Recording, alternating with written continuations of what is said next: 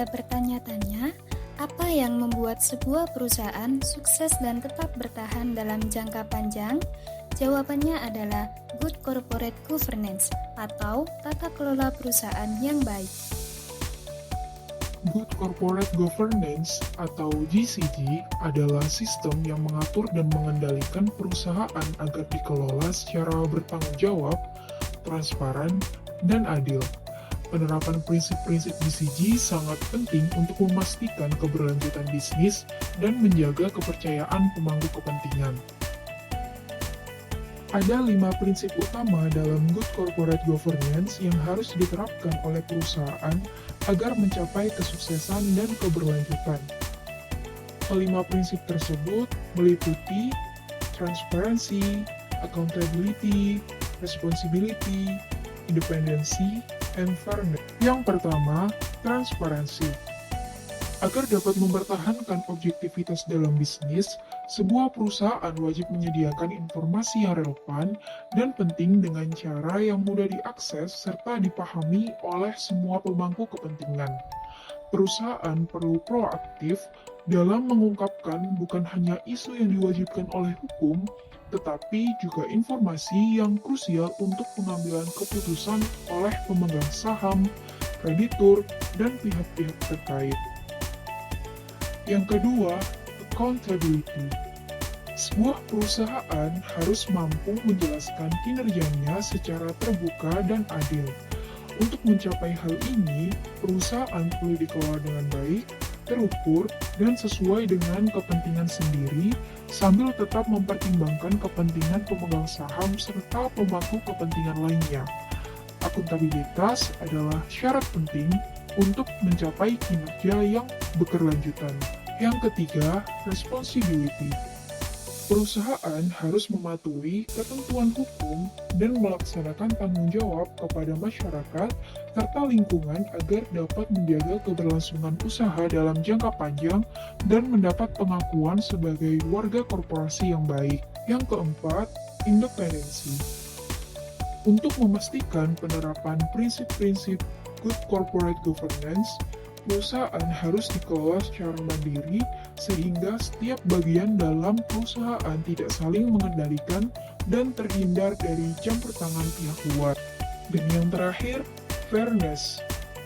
Perusahaan harus memberikan perlakuan yang adil dan setara kepada semua pemangku kepentingan, termasuk pemegang saham, karyawan, mitra usaha, dan pelanggan. Salah satu contoh nyata dari kegagalan akibat tidak menerapkan prinsip Good Corporate Governance adalah kasus mega korupsi di PT Pertamina Patraniaga yang terungkap pada tahun 2023. Pertamina sebagai salah satu BUMN terbesar di Indonesia menghadapi masalah besar terkait transparansi, akuntabilitas, dan pengawasan internal. Dalam kasus ini, informasi terkait kegiatan korupsi sengaja dibuat kabur dan membingungkan publik dengan istilah seperti mengoplos dan blending yang menciptakan komunikasi yang tidak jelas. Hal ini merupakan kegagalan transparansi yang merusak kepercayaan publik. Kasus ini melibatkan pengelapan dana besar yang dilakukan oleh 9 pimpinan internal perusahaan, termasuk Direktur Utama PT Pertamina Patraniaga dan pejabat-pejabat lainnya. Praktik korupsi ini terjadi antara tahun 2018 hingga tahun 2023, dengan kerugian negara yang diperkirakan mencapai angka 968,5 triliun rupiah. Adapun konsep black hole digunakan untuk menggambarkan bagaimana dana perusahaan tersedot dalam jaringan korupsi yang tertutup dan sulit dilacak. Hal ini mencerminkan lemahnya pengawasan internal dan independensi dalam pengambilan keputusan. Akibatnya, kerugian finansial yang besar dan rusaknya reputasi perusahaan ini menurunkan kepercayaan publik terhadap Pertamina dan pemerintah sebagai pemilik BUMN. Hal ini jelas bertentangan dengan prinsip fairness dan responsibility dalam Good Corporate Governance. yang seharusnya memastikan perlakuan yang adil dan bertanggung jawab terhadap seluruh pemangku kepentingan. Kasus Pertamina ini menunjukkan betapa pentingnya penerapan prinsip-prinsip good corporate governance secara konsisten untuk menjaga keberlanjutan perusahaan dan mencegah dampak negatif yang luas. Implementasi prinsip Good Corporate Governance atau GCG di Indonesia memiliki tujuan untuk menciptakan lingkungan bisnis yang sehat, terbuka, dan dapat dipertanggungjawabkan. 5 prinsip dasar dalam GCG mencakup transparansi, accountability, responsibility, independensi, dan fairness.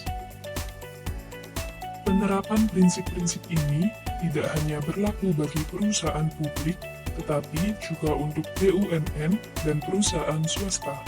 Tujuannya adalah untuk meningkatkan kepercayaan investor, memperbaiki kualitas laporan keuangan, serta menciptakan nilai tambah bagi perusahaan dan semua pemangku kepentingan. Namun, penerapan GCG tidak sekedar konsep. Prinsip-prinsip ini harus diintegrasikan sebagai budaya perusahaan. Berikut adalah beberapa langkah konkret dalam pelaksanaannya. Yang pertama adalah transparansi. Perusahaan harus menyusun laporan keuangan yang terbuka, jelas, dan mudah diakses oleh para pemegang saham. Yang kedua adalah accountability. Sistem manajemen risiko yang efektif perlu dikembangkan agar tanggung jawab setiap bagian dalam organisasi dapat dipertanggungjawabkan secara jelas. Yang ketiga adalah responsibility. Melalui program CSR, perusahaan menunjukkan komitmennya terhadap masyarakat dan lingkungan sekitar. Yang keempat adalah independensi. Dewan Komisaris harus dijaga independensinya dengan membatasi intervensi dari pihak eksternal yang berkepentingan. Dan yang kelima adalah fairness. Perusahaan wajib memastikan kesejahteraan karyawan serta memberikan perlakuan yang adil kepada semua pemangku kepentingan. Dengan menerapkan langkah-langkah ini secara konsisten, perusahaan tidak hanya akan memenuhi standar tata kelola yang baik, tetapi juga membangun kepercayaan dan keberlanjutan jangka panjang. Tantangan dalam penerapan GCG. Meski penerapan prinsip Good Corporate Governance atau GCG sangat penting bagi perusahaan, tetapi kenyataannya di lapangan masih ada berbagai tantangan yang harus dihadapi. Yang pertama adalah kurangnya pemahaman dan komitmen. Salah satu tantangan utama adalah kurangnya pemahaman mendalam dari manajemen dan karyawan mengenai prinsip-prinsip GCG.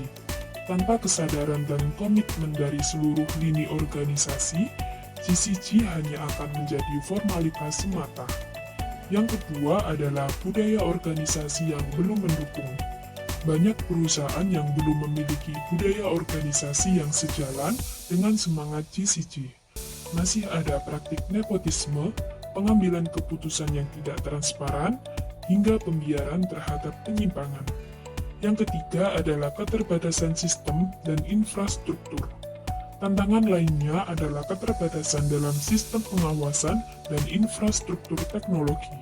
Tanpa sistem audit internal dan pelaporan yang andal, penerapan GCG akan sulit dilakukan secara konsisten.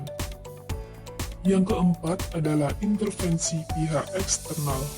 Independensi seringkali terganggu oleh adanya intervensi dari pihak luar, seperti pemegang saham mayoritas atau tekanan politik, terutama di perusahaan BUMN atau entitas yang terikat kepentingan politik. Yang kelima adalah lemahnya penegakan hukum. Terakhir, lemahnya penegakan hukum terhadap pelanggaran prinsip GCG juga menjadi penghambat. Ketika pelanggaran tidak direspon dengan tegas, hal ini melemahkan motivasi untuk menerapkan tata kelola yang baik. Untuk mengatasi tantangan-tantangan ini, diperlukan kerjasama antara manajemen, dewan komisaris, pemegang saham, hingga regulator. Penerapan GCG bukan hanya soal prosedur, tapi juga soal membangun budaya perusahaan yang sehat dan berintegritas. Pak, setelah mendengarkan seluruh penjelasan tadi, saya jadi berpikir, good corporate governance itu bukan sekedar prosedur formalitas ya, tetapi semacam kompas moral bagi perusahaan. Tepat, Ani. Good corporate governance bukan hanya soal aturan dan laporan. Ia adalah sistem nilai yang memastikan bahwa setiap keputusan yang kita ambil bisa dipertanggungjawabkan, baik secara etika maupun hukum. Dan ternyata penerapannya juga nggak sesederhana membentuk tim atau menulis kebijakan, harus benar-benar jadi budaya organisasi. Saya lihat juga tantangannya pun cukup kompleks. Betul sekali. Tantangan seperti lemahnya komitmen, intervensi eksternal, atau bahkan budaya organisasi yang belum siap, semuanya bisa menggagalkan good corporate governance kalau tidak ditangani serius. Berarti tanggung jawabnya juga bukan di level atas ya Pak, tapi juga sampai ke level saya sebagai karyawan biasa. Justru disitulah kuncinya. Good corporate governance akan gagal kalau hanya berhenti di dokumen kebijakan. Ia harus hidup dalam perilaku sehari-hari, dari direksi hingga staf paling bawah. Kedisiplinan, keterbukaan, dan rasa tanggung jawab itu harus menyatu dalam setiap inti. Kalau begitu, saya ingin mulai dari diri saya sendiri Pak. Jujur dalam bekerja, berani bertanggung jawab, dan saling menghargai.